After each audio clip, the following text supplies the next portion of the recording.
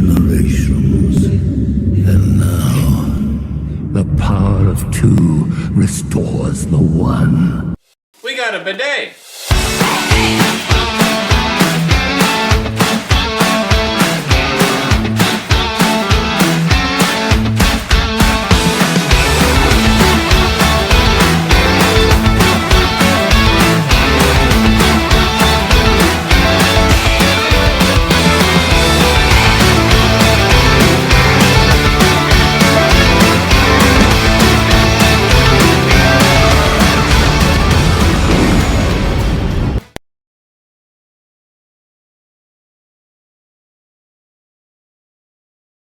Hey everybody, and welcome to my channel, Dyad in the Rough. Today we are talking about some very, very exciting news.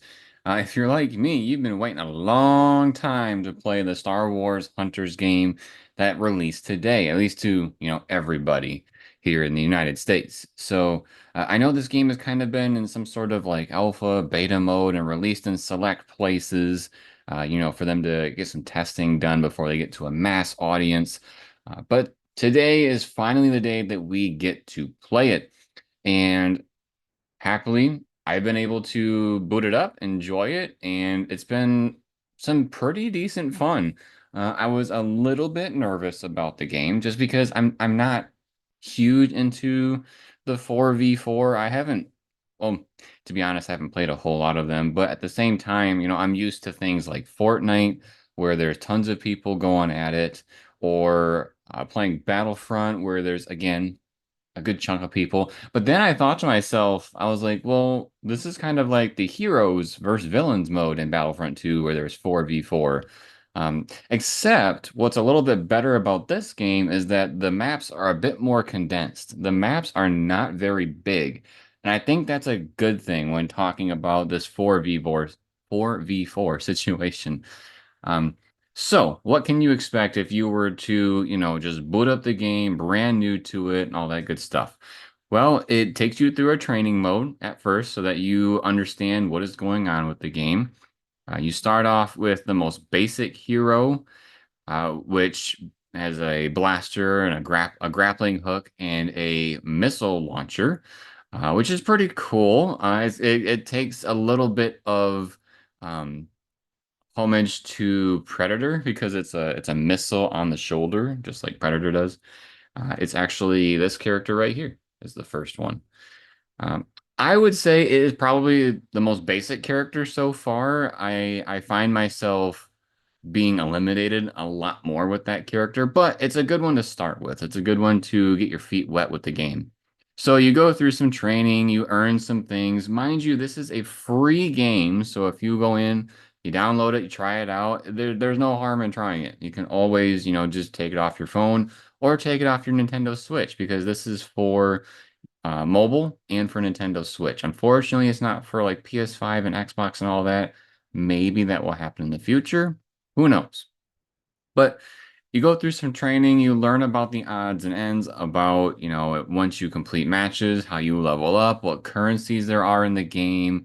With it being free to play, there are tons of ways to actually put money into the game, which is somewhat excusable because I feel that, as a casual player, not putting any money into it, I think I've played maybe 2 or 3 hours so far. I've gotten through the training.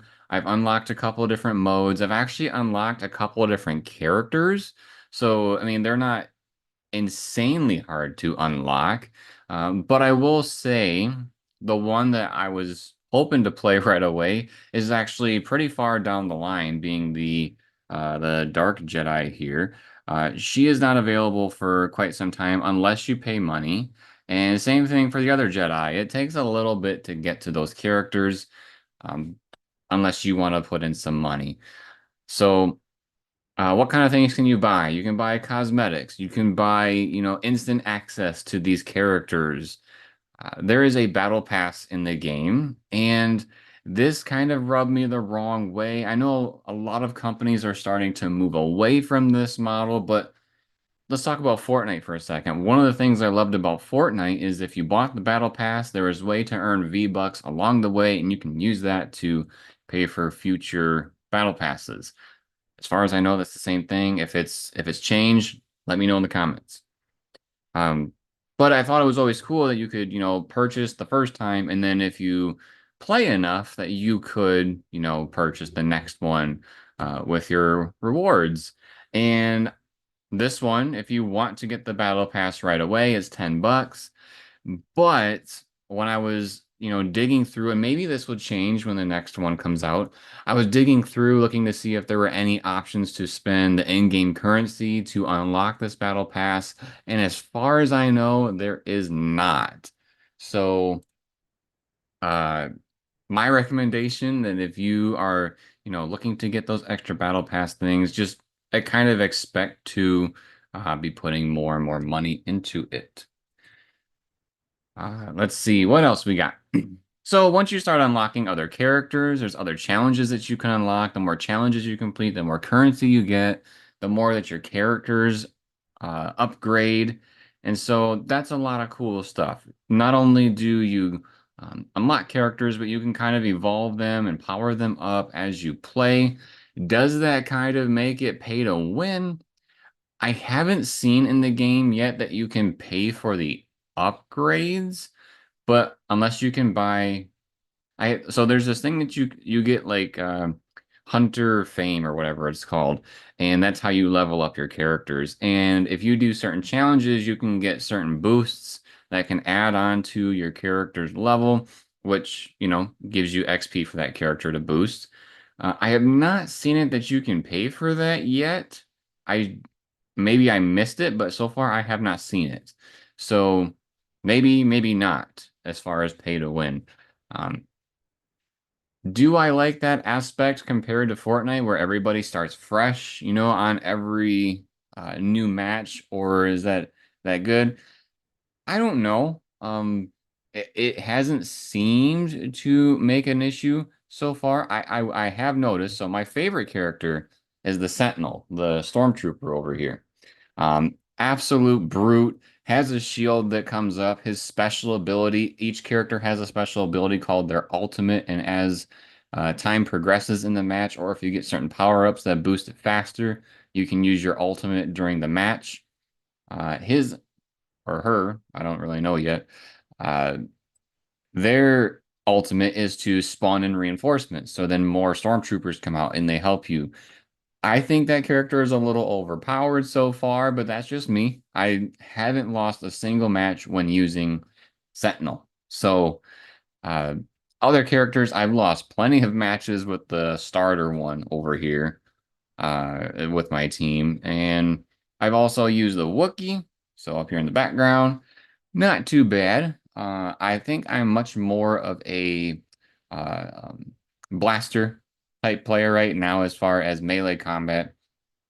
But who knows? That could change. I haven't been able to play as the Jedi or the Sith yet, or dark side users.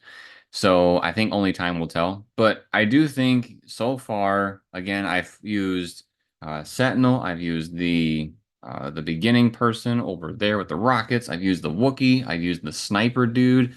I've used the support character that can drop, health and heal your partners. So amongst all those, I would say that they are unique enough for their own selves, and they add a good element to the game.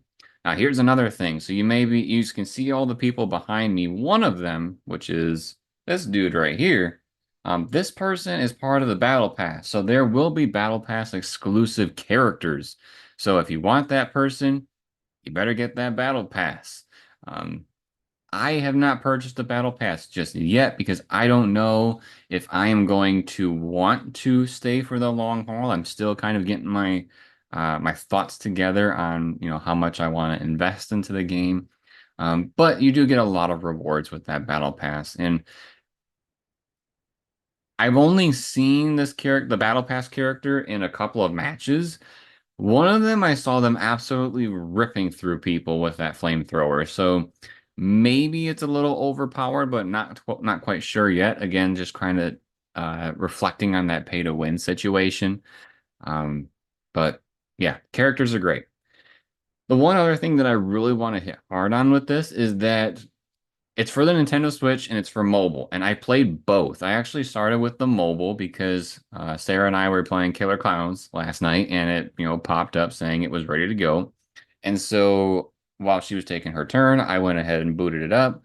And maybe it's just right now. I feel like if you're a mobile player, you have a little bit of an advantage. Why? Because if you're playing on mobile, all you have to do is get your crosshair to line up with somebody, and then they just start shooting at that person.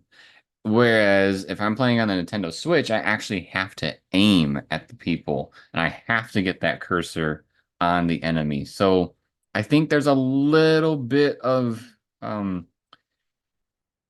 mobile users get an advantage, but I don't know. Maybe it'll even out in the long haul. Who knows? I just know when I was playing on mobile, I was like tearing every single person apart just because it would lock onto it and destroy everybody, and they really couldn't do much about it. They would try to dodge, but they're within that little area where my cursor is, so then they would still get pummeled with blaster fire. So far, I think it is a good game.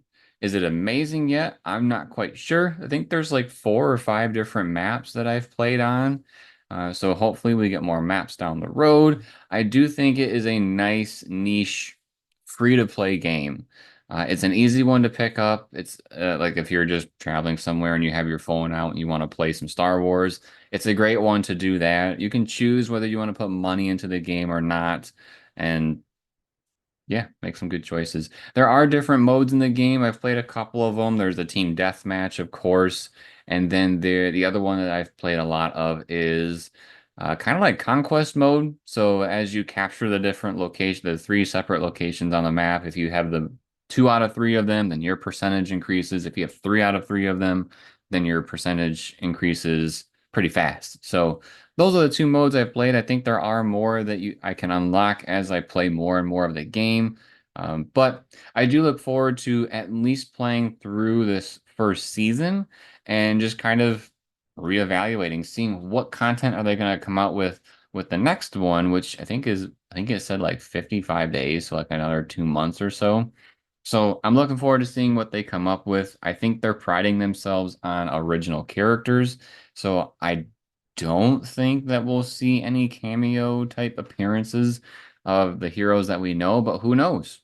Anything can happen, especially if they want to draw in extra people like in that want to play as, Boba Fett, or they want to play as Padme or something like that here in the arena. I don't really know why Padme would be in the arena, but I don't know. Just something to think about.